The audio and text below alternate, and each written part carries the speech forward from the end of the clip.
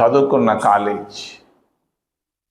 ఆ రోజుల్లో EMS, BMS, CMS అని ఉండేది. ఈ మెస్సుల్లో మేము భోంచేస్తూ చదువుకుంటూ మంచి మార్కులతో ముందుకెళ్ళాం. ఎక్కడున్నాడో డిఆర్ దొడ్ల రామచంద్రారెడ్డి మర్చిపోలేం.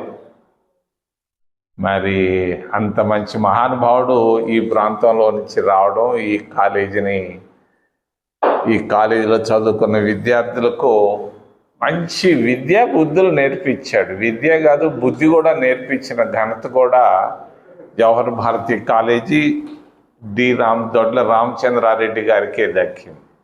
ఎంతోమంది విద్యా సంస్థలు మొదలుపెట్టారు, డబ్బు కొరకు మొదలుపెట్టారు. మరి దొడ్ల రామచంద్రారెడ్డి డిఆర్ గారు డబ్బు కొరకు కాదు, సేవ చేసేదానికే జవహర్ భారతి కాలేజీని తీసుకొచ్చారు. ఆ రోజుల్లో స్కాలర్షిప్లు ఎంతమంది అయినా ఒంగోలు నుంచి, నెల్లూరు నుంచి, చుట్టుపక్కల ప్రాంతాల నుంచి విద్యార్థులందరూ వచ్చి ఇక్కడ చేరేవాళ్ళు. చేరితే చక్కటి భోజనం పెట్టేవాడు, చక్కటి చదువు నేర్పించి వాళ్ళందరినీ గొప్ప స్థాయిలోకి వెళ్ళగలిగాం. మరి జవహర్ భారతి విద్యార్థులు స్కాలర్షిప్లు, ఈరోజు స్కాలర్షిప్లు అనేది అరుంధతి నక్షత్రం లాగా తయారైపోయింది. స్కాలర్షిప్లు రావటం లేదు విద్యార్థులకి, యూనివర్సిటీల్లో కానీ కాలేజీల్లో కానీ. జవహర్ భారతి కాలేజీ ఆగిపోవడానికి, ఈరోజు వెనుకబడిపోవడానికి కారణం స్కాలర్షిప్లు.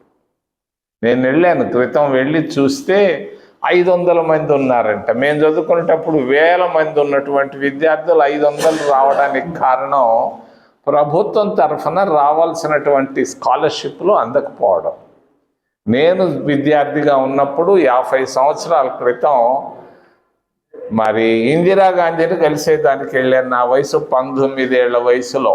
19 ఏళ్ల వయసులో ఇందిరాగాంధీ గారిని, ప్రధానమంత్రి గారిని నిలబడి క్యూలో పోయి ఆమెకు అర్జీ ఇచ్చి 10 సార్లు తిరిగితే ఎస్సీ, ఎస్టీ, ఓబీసీ విద్యార్థుల స్కాలర్షిప్లను ఆమె పెంచడం జరిగింది. ఒకప్పుడు 74, 75లో 50 సంవత్సరాల క్రితం 75 రూపాయలు వస్తున్న స్కాలర్షిప్లని 125 రూపాయలు చేసిన ఘనత కూడా కాంగ్రెస్ పార్టీదే. మేము ఎస్ఆర్ శంకర్ అని ఒక ఆయన ఉండేవాడు, ఒకప్పుడు జిల్లా కలెక్టర్గా ఉండి ఆయన సెక్రటరీ సోషల్ వెల్ఫేర్లో ఉన్నప్పుడు కాంగ్రెస్ పార్టీ ప్రభుత్వాలు ఇచ్చినటువంటి ఫుల్ మెస్ ఛార్జెస్, ఎంత తింటే అంత బిల్లు ప్రభుత్వాలు కట్టేది, అటువంటిది లేకుండా పోయింది ఈరోజు. అందుకే యూనివర్సిటీల్లో కానీ కాలేజీల్లో కానీ విద్యార్థులు చదవలేక వెనకబడిపోతున్నారు. తల్లిదండ్రుల సమస్యలు అంతా ఇంత కాదు.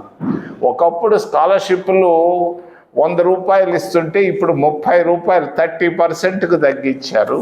దీన్ని నేను చంద్రబాబు నాయుడు గారికి తెలియజేస్తున్నా. వెంటనే స్కాలర్షిప్లు ప్రతి ఎస్సీ, ఎస్టీ, ఓబీసీ, మైనారిటీ విద్యార్థులు, అవసరమైతే ఈబీసీ విద్యార్థులకు కూడా ఫుల్ మెస్ ఛార్జెస్ ఇవ్వాలని, యూనివర్సిటీలోనే కాదు అండర్ గ్రాడ్యుయేట్ కోర్సెస్లో చదివే వాళ్ళందరికీ ఇవ్వాలని నేను డిమాండ్ చేస్తూ, రెండవ విషయం ఉపాధి హామీ పథకం. ఈ ఉపాధి హామీ పథకం అనేది కాంగ్రెస్ ప్రభుత్వం, సోనియా గాంధీ, మన్మోహన్ సింగ్లు, ఆ రోజు ఉన్నటువంటి కామ్రేడ్ సుర్జిత్ గారు వాళ్ళ ఆలోచనల ప్రకారంగా ఉపాధి హామీ పథకాన్ని తీసుకొని వచ్చాం 20 సంవత్సరాల క్రితం.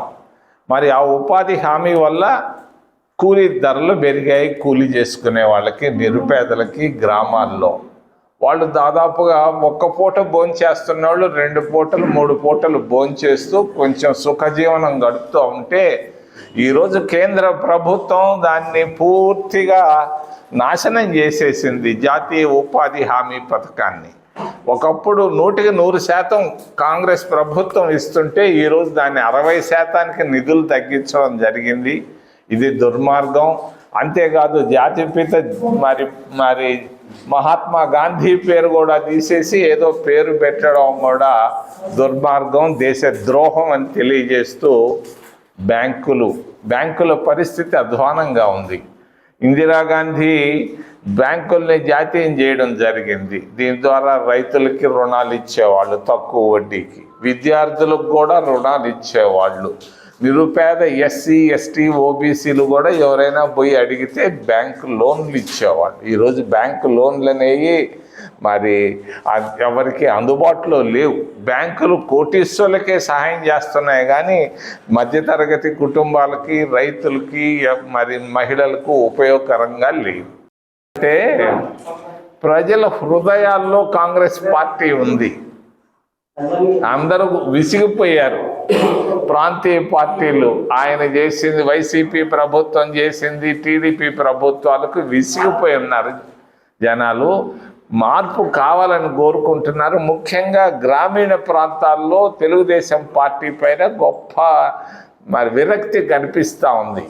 ఆయన మా ఫ్రెండ్ కుమారుడు కూడా దాన్ని మళ్ళా తిరిగి రాడని అడిగింది ఒకటే ఒక్క ఛాన్సు. నీతిగా నిజాయితీగా చేసి ఉండుంటే ప్రభుత్వంలో పొరపాట్లు చేయకుండా ఆయనకి ఏదన్నా అవకాశం ఉండేది.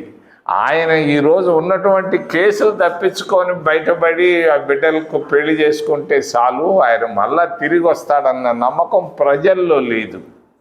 మరి ప్రాంతీయ పార్టీల పైన విశ్వాసం పోయింది. జాతీయ పార్టీ కాంగ్రెస్ పార్టీవే మేలని అనుకుంటున్నారు. విభజన జరిగినా పోతే పోనీలే, వాళ్ళకంటే ఈళ్లే మేలని అందరూ అనుకుంటున్నారు. ఇది పరిస్థితి. కాకపోతే కాంగ్రెస్ పార్టీకి ఉన్న సమస్య ఏంటంటే మాకు బలమైన నాయకులు లేరు. నెల్లూరు జిల్లాలో జనార్దన్ రెడ్డి ఉండేవాడు, మరి నల్లపురెడ్డి శ్రీనివాసులు రెడ్డి ఉండేవాడు. ఇటువంటి నాయకులు లేకుండా వీళ్ళందరూ పక్క పార్టీల అధికారం ఎక్కడ ఉంటే అక్కడికి వెళ్ళిపోయారు. అది మాకున్నటువంటి సమస్య. ఆ సమస్యను మేము పరిష్కారం చేస్తాం. తప్పనిసరిగా ప్రభుత్వాన్ని 29లో ఏర్పాటు చేసేదానికి మేమందరం ప్రయత్నాలు చేస్తున్నాం. జరిగింది ఈ మధ్యకాలంలో 14.5 లక్షల కోట్ల రూపాయలను బ్యాంకులు రుణమాఫీ చేయడం జరిగింది భారతీయ జనతా పార్టీ ప్రభుత్వంలో. నేను అడుగుతా ఉన్నాను నిర్మలా సీతారామన్ని, ఎవరెవరికి బ్యాంకుల్లో రుణమాఫీ చేశారు అని. ఆమె జవాబు చెప్పలేక తప్పించుకొని వెళ్తూ ఉంది. మరి 100 కోట్లు పైబడ్డటువంటి వాళ్ళు ఎవరి రుణాలైతే ఎన్పిఏలు అయినాయో వాళ్ళ లోన్లన్నిటినీ రుణమాఫీ చేయడం జరిగింది. ముఖ్యంగా గుజరాత్ రాష్ట్రంలో ఉన్న వాళ్ళ అప్పులు మాఫీ చేయడం జరిగింది. బ్యాంకులు దారుణంగా తయారయ్యాయి, అందుబాటులో లేకుండా పోయినాయని తెలియజేస్తూ చివరిలో పత్రికా స్వేచ్ఛ అనేది రాజ్యాంగంలో ముఖ్యమైనటువంటి హక్కు. పత్రికా స్వేచ్ఛను మరి ప్రస్తుత ప్రభుత్వం, తెలుగుదేశం ప్రభుత్వం దాన్ని నాశనం చేయడం అనేది చాలా పొరపాటు నేను తెలియజేస్తున్నాను. నేను తిరుగుతూ ఉంటే ఎవరో చెప్పుకొచ్చారు, కావల్లో 6 జర్నలిస్టుల పైన కేసులు పెట్టారు అని. నేను ఖండిస్తున్నాను. చంద్రబాబు నాయుడిని, డైరెక్టర్ జనరల్ ఆఫ్ పోలీస్ మరి గుప్తా గారికి నేను తెలియజేస్తున్నా, ఈ 6 కేసులు ఎవరైతే ఏ జర్నలిస్టుల పైన కేసులు పెట్టారో ఆ కేసులను వెంటనే విరమించుకోవాలని, వెంటనే కేసులు పెట్టినటువంటి వాళ్లకు క్షమాపణలు కూడా ప్రభుత్వం తెలియజేయాలని తెలియజేస్తూ ఏదైనా ప్రశ్నలు ఉంటే అడగమని మిమ్మల్ని చేతులెత్తి ప్రార్థిస్తున్నా.